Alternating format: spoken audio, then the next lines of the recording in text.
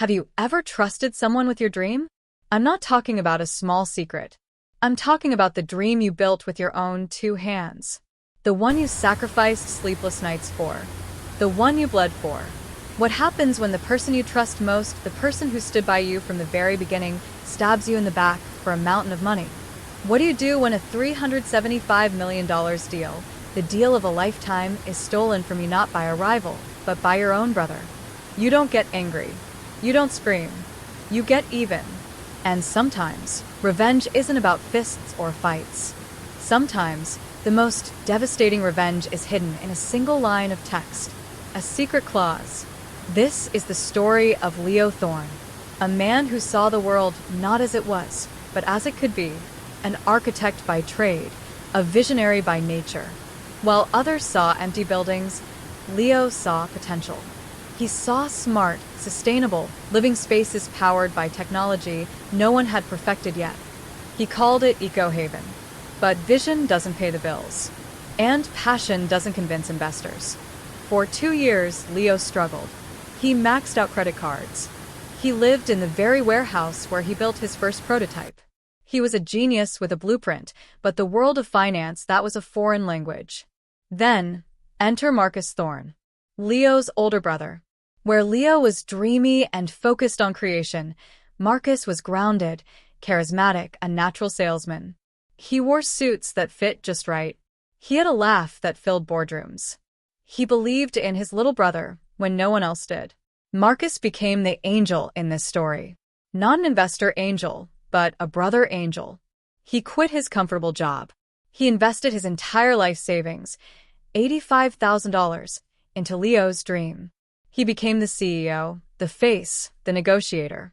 Leo, the quiet genius, was happy to be the chief technology officer, the man behind the curtain.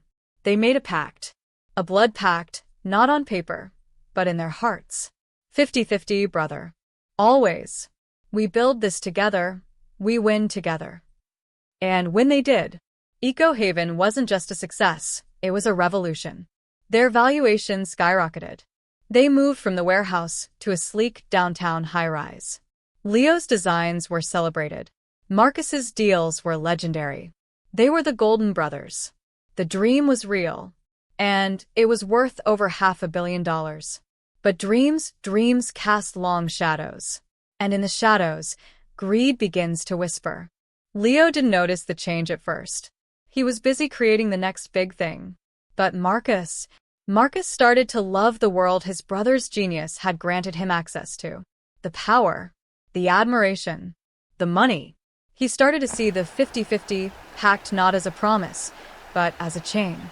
He began to think, why should the quiet brother in the lab get half, when I'm the one making the deals?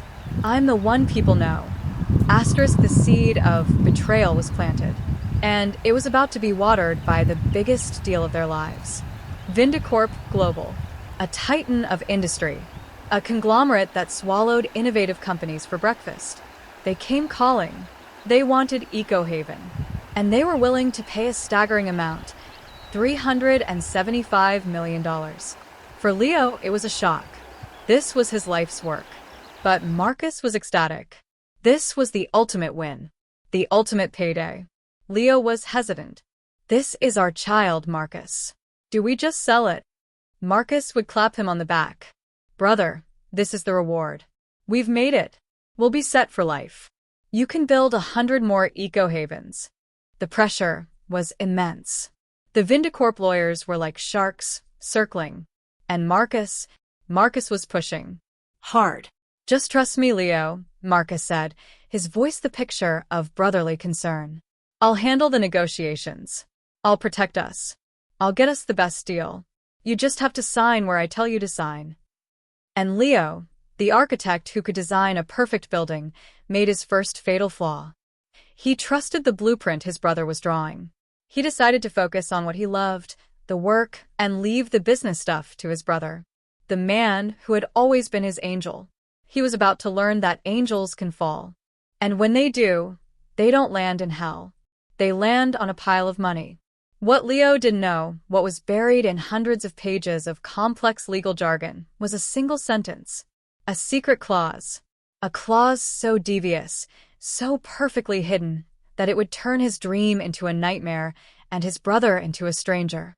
The day of the signing felt like a wedding and a funeral all at once. For Leo, he was handing over his child. For Marcus, he was accepting the trophy.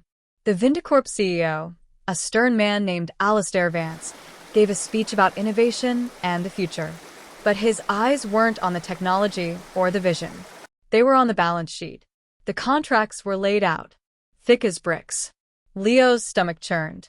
Marcus slid the key pages in front of Leo. He had placed small, yellow sticky notes with little arrows saying, "Sign here." A brotherly courtesy. See? I've taken care of everything. I've marked all the important spots. Leo looked at his brother. Marcus smiled, warm, reassuring. The same smile from the garage days. Asterisk, trust me. Asterisk, and so Leo signed. Page after page after page. His signature, a quick scribble, sealing his fate on lines he never read. It was done. $375 million. The room erupted in applause. Leo forced a smile, accepting handshakes. He felt hollow. Marcus, however, was glowing, giving interviews to the press. A new chapter for Ecohaven, he proclaimed. The money hit the accounts. It was a number so large it seemed fictional. Leo, trying to feel some joy, suggested they take their families on a trip. A celebration. Marcus waved him off. Soon, brother. So much to unwind. So many details. Then, the silence began. The calls that weren't returned. The vague texts. The sudden unavailability. Leo, initially worried, then confused, finally grew anxious. This wasn't the Marcus he knew. A month after the deal, the first letter arrived. It wasn't from Marcus. It was from the law firm handling the post-acquisition disbursements. Leo opened it, expecting details about his share. His blood ran cold. It stated his equity payout was $12 million. $12 million. A life-changing amount for anyone. But not half of $375 million. Not even close. It was a tip. A rounding error. This had to be a mistake. A terrible, terrible clerical error. Leo called Marcus, his hands shaking. This time, Marcus picked up. Marcus, there's a mistake with the payout letter. It says $12 million. You need to call the lawyers right now. There was a pause on the other end. A long, chilling pause. And then Marcus's voice came through. It was calm. Cool. Different. Leo, that's not a mistake. The world tilted. Leo couldn't breathe. What are you talking about? Our deal. 50-50. Always. Marcus's sigh was tinged with what sounded like pity. Leo, the world doesn't work on handshake deals. The acquisition was complex. Vindicorp bought the company assets. Your share was based on your employee equity, which was 8%. My share as CEO and majority negotiator was different. It's all in the contract you signed. Employee equity. The words were like knives. He wasn't a co-founder in the eyes of this deal. He was an employee. A highly paid one, but an employee nonetheless. But you said you promised, Leo stammered, the child in him speaking to the big brother who was supposed to protect him. I promised to take care of us, and I did, Marcus said, his voice hardening. $12 million is more than you've ever had. You should be grateful. You can retire. Go build something else in your garage. And then, the final blow. The deal is done, Leo. It's legal. It's binding. It's over. The line went dead. Grateful. He should be grateful. While Marcus walked away with over $300 million, Leo was left with crumbs and a shattered heart. The betrayal was so complete, so calculated.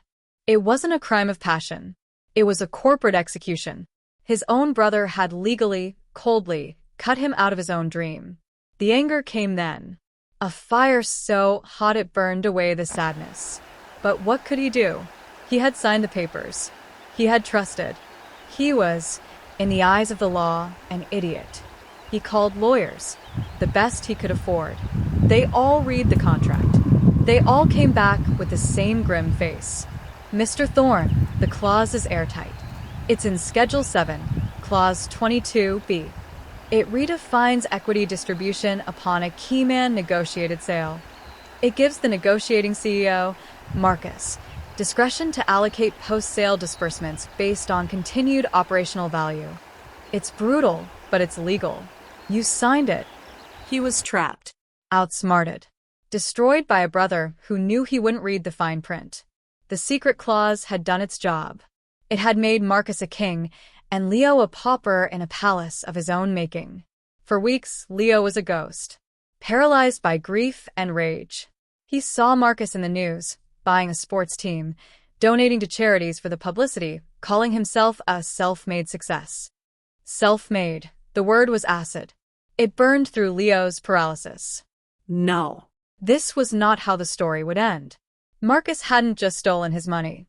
He had stolen his legacy, His dignity. his faith in people. Leo, the architect, looked at the blueprint of his own destruction, the contract. And a new, dangerous thought began to form. If Marcus used the contract as a weapon, maybe the contract itself could be the battlefield. He couldn't break the clause. It was iron. But what if he could make the entire $375 million deal collapse? It was an impossible idea. A deal that big, with a company that powerful, was a done deal. A fortress. But Leo remembered something Alistair Vance had said at the signing. He'd said, "We're not just buying technology. We're buying the future of Ecohaven." What if Leo could take that future away? What if the secret clause wasn't the end of the story, but the first move in a much, much bigger game? The brother was dead. Long live the architect. And this architect was about to design the most beautiful, devastating revenge the corporate world had ever seen. He called it Project Phoenix. Revenge is not a sprint. It's a meticulous, patient construction project. Leo Thorne was done being the dreamer. Now he was the engineer of ruin. His target was not Marcus directly, that was too small. His target was the very thing Marcus had sold his soul for. The deal. His plan? To rise from the ashes. But how do you unsell a company? You don't. But you can make the buyers regret they ever bought it. Leo went back to his roots. The science. The core Ecohaven technology was based on a proprietary energy grid algorithm. It was the golden goose. But Leo, in his genius, had always built in layers. The version Vindicorp bought was brilliant. But it was version 1.0. Locked. Finalized. Part of the sale.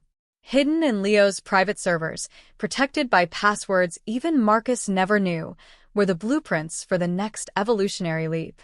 Ecohaven Nexus. It wasn't just an upgrade. It was a revolution that made the old system look like a toy.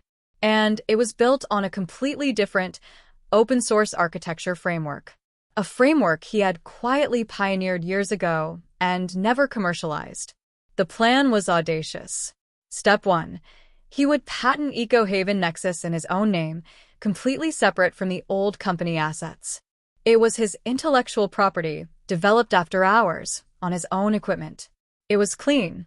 Step 2. He would open source the foundational framework. Give it away, for free to the world. This wasn't charity. This was strategic poison. Because if the core framework was free, anyone could build on it. Including Vindicorp's fiercest competitors. Step 3. The masterstroke. He would launch a new company, not to compete directly, but to partner. He would offer Nexus as a seamless, superior alternative to the locked, expensive Ecohaven system that Vindicorp now owned. He would make their $375 million purchase obsolete before they even finished integrating it. He needed help.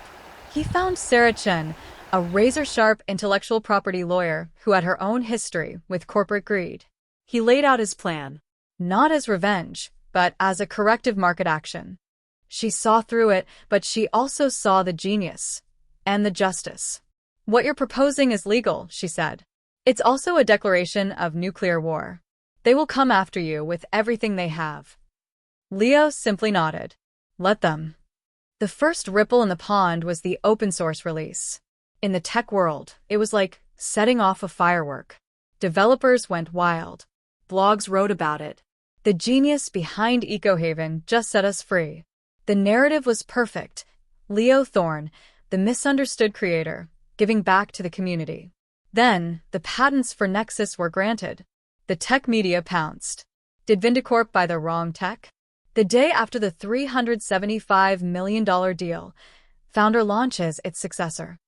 At Vindicorp, panic began as a whisper, then became a roar. Their flagship new acquisition was being called last gen before they even installed it. Major clients started asking pointed questions. Do we get the Nexus upgrade? The answer was a devastating no. That's a different company. We can sell you the older, more expensive system. Alastair Vance was furious. He felt cheated. He had bought the crown, and now the king was selling a better, cheaper crown to everyone else. His lawyers drafted cease and desist letters, threatened lawsuits for intellectual property theft. But Sarah Chin dismantled every claim. The evidence was clear. Nexus was new, separate, and built on a free, public foundation. The $375 million asset was bleeding value by the second. And where was Marcus in all this?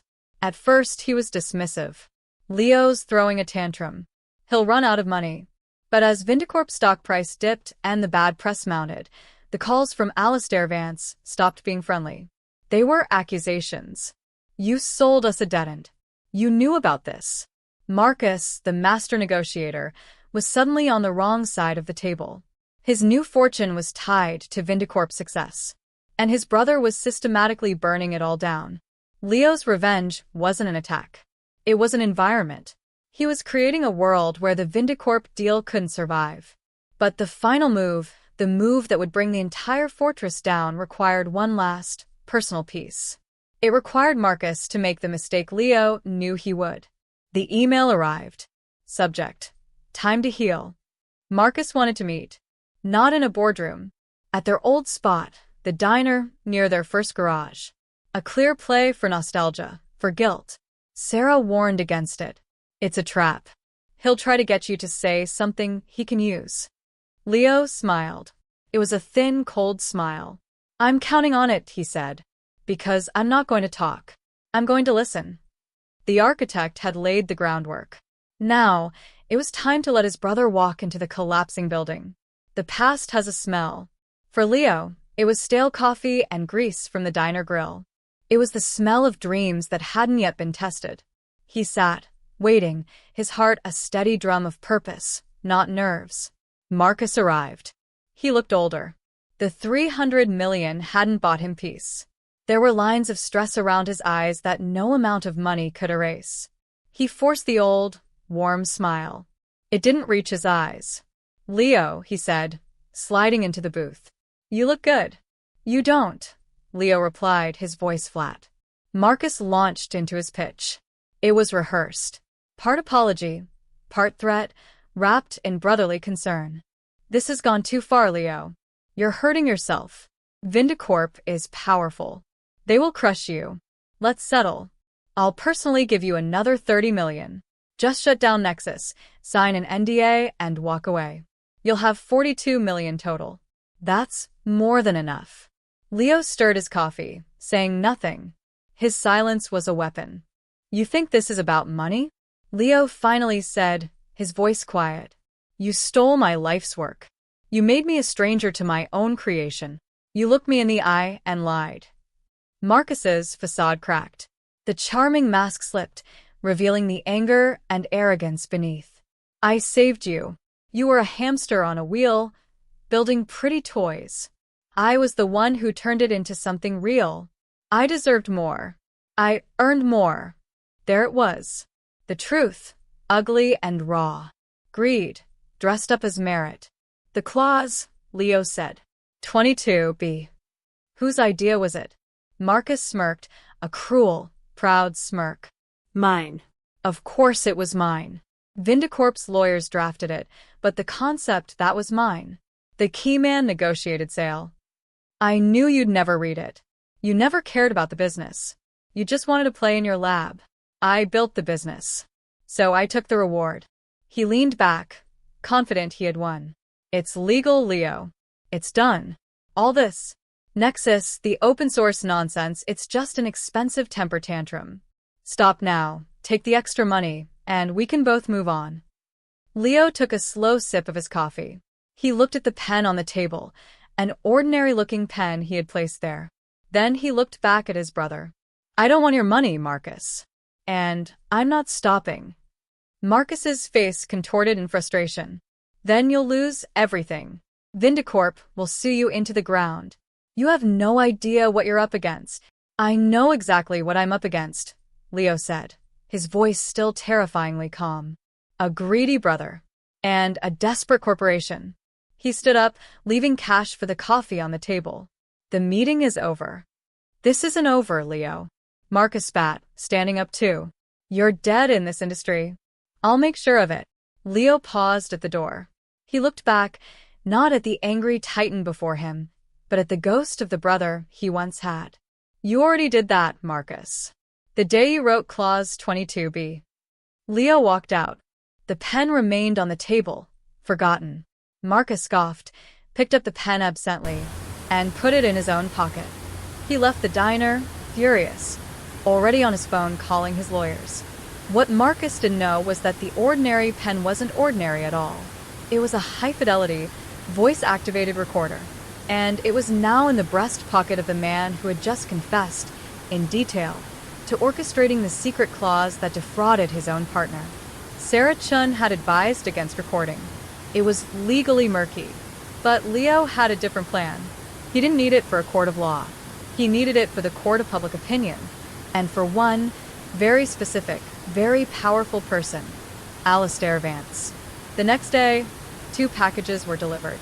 One, to the headquarters of Vindicorp Global, marked for Alistair Vance, personal and confidential.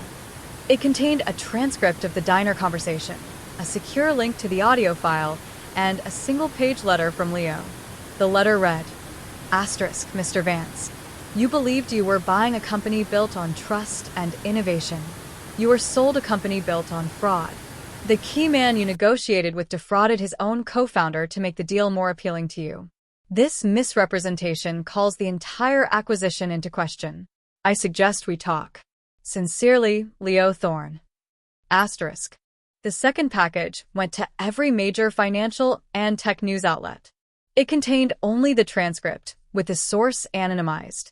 The headline wrote itself. Secret recording reveals EcoHaven co-founder orchestrated own brother's cutout in $375 million Vindicorp deal. The explosion was instantaneous. The story wasn't just about money anymore. It was about Shakespearean-level betrayal. It was a human drama that made the corporate crime visceral. Vindicorp wasn't just a company that made a bad buy. They were the dupes, the victims of a fraud that made their acquisition potentially voidable. Alistair Vance, a man whose entire reputation was built on ruthless, smart deals, had been made to look like a fool. And there is nothing more dangerous than a powerful man who has been publicly humiliated. Marcus's world imploded. The calls from Vindicorp's lawyers were no longer threats. They were notices of intent to sue for fraudulent inducement and material misrepresentation. They were going to claw back every cent and then sue him for damages. His new friends vanished. He was toxic. The secret clause, his masterpiece of betrayal, was now the evidence that would destroy him. And Leo? He was finally ready to talk to Alistair Vance. The meeting was short. Vance was livid, but controlled. What do you want, Thorne? Leo laid out his terms, simple and clear. 1. Vindicorp publicly nullifies the acquisition based on Marcus Thorne's fraud. You return the EcoHaven 1.0 assets to the original corporate entity, which I now control as the only remaining legitimate partner. 2. You drop all claims against me and Nexus. 3. In return, I license the old EcoHaven 1.0 technology back to you at a fair, long-term rate and offer you a first-look partnership on Nexus for your commercial projects. Vance stared, calculating. He saw it. A way out. He gets to salvage a technology partnership. He gets to punish Marcus. And he gets to look like the hero who corrected an injustice. It wasn't a total victory for Vance. He'd lost face and millions in stock value. But it was a lifeboat. The alternative was a long, ugly, public court battle that would only devalue the asset further and tie his name to a scandal forever. He extended his hand. "We have a deal."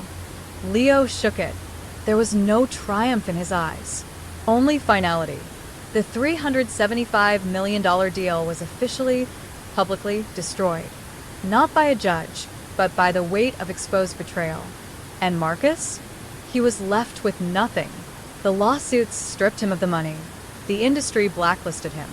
The brother he betrayed had taken it all back, without ever throwing a punch or filing a single lawsuit against him directly.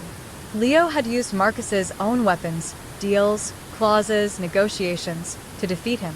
The architect had built a prison of his brother's own design. In the end, what did Leo Thorne win? He didn't get the $375 million. He got something less tangible, but more valuable. He got his legacy back. He got his self-respect. Nexus became a respected, ethical company. The kind of company EcoHaven was meant to be. The money from the Vindicorp licensing deal was substantial. More than enough. He gave a large portion to Sarah Chen to start a fund that helps other inventors protect their ideas from predatory partners. And Marcus? The last Leo heard, he was living under a different name, in a small town, far from the glittering world he sacrificed everything for. A ghost of his own making. People ask me if I'm happy.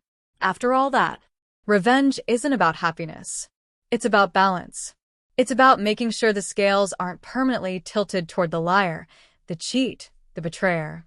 My revenge wasn't about hurting Marcus. It was about removing the poison he injected into my life's work. I didn't want to be him. I didn't want his money if it came stained with betrayal. So, what is the moral of the story? The lesson in the ashes of a $375 million deal? It's not don't trust anyone. That's a lonely way to live. The lesson is this: trust but verify. Dream with all your heart, but build with your eyes open. Asterisk, asterisk, the most beautiful blueprint in the world is worthless if the foundation is rotten. And a contract isn't just a piece of paper. It's a mirror. It shows you the true face of the person you're signing it with. Marcus showed me his face in Clause 22B. And in the end, that clause didn't destroy the deal. It destroyed him. Your genius, your passion, your dream, it has value. Protect it, not just from strangers, but sometimes, especially from those closest to you. Because the higher the stakes, the longer the shadow, and the more tempting it is for an angel to fall. Build your dreams. Build them strong. Build them smart. And never, ever, let anyone else hold the only copy of the blueprint.